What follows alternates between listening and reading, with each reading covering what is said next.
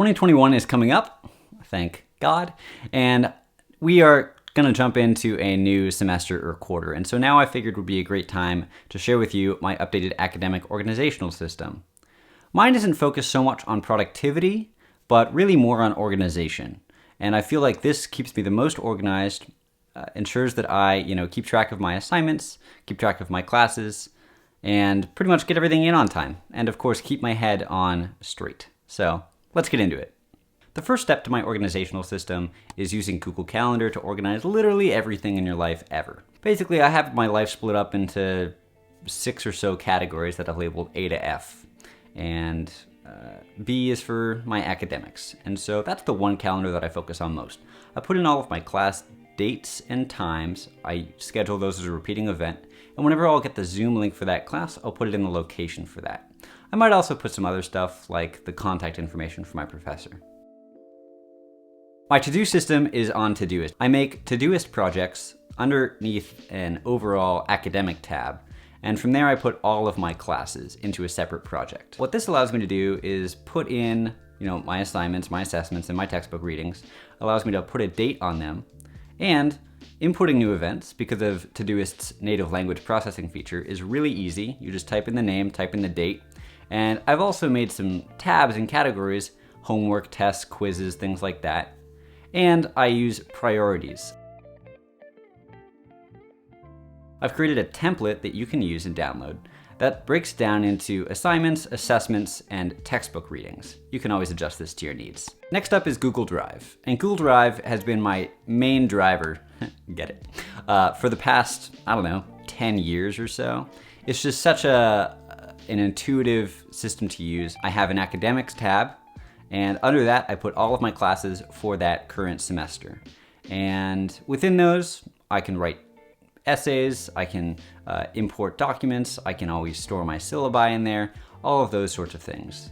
I store all of my old files in Google Drive as well, in an archive folder within that academics folder, and that allows me to see what I did each quarter, look back on some classes, and if there's something relevant from one of those old classes, I can easily pull it very quickly. One other thing that you'll notice is that I'm kind of neurotic about this, but in my Todoist, in my Google Calendar, and in my Google Drive, I've color-coded all of my classes, and you'll notice that they're all the exact same color.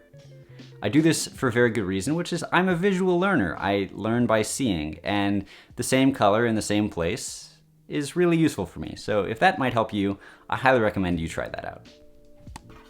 For in-class and textbook note-taking, I use GoodNotes. And GoodNotes I've been using probably for the past year or so. I previously used Notability, but I like the functionality of GoodNotes a little better. However, I couldn't find any good GoodNotes templates for Cornell notes. And this is something that I know that we all hated in high school, but I've actually come to really enjoy in college. It's such a great note-taking process, and I highly recommend trying it out if you haven't.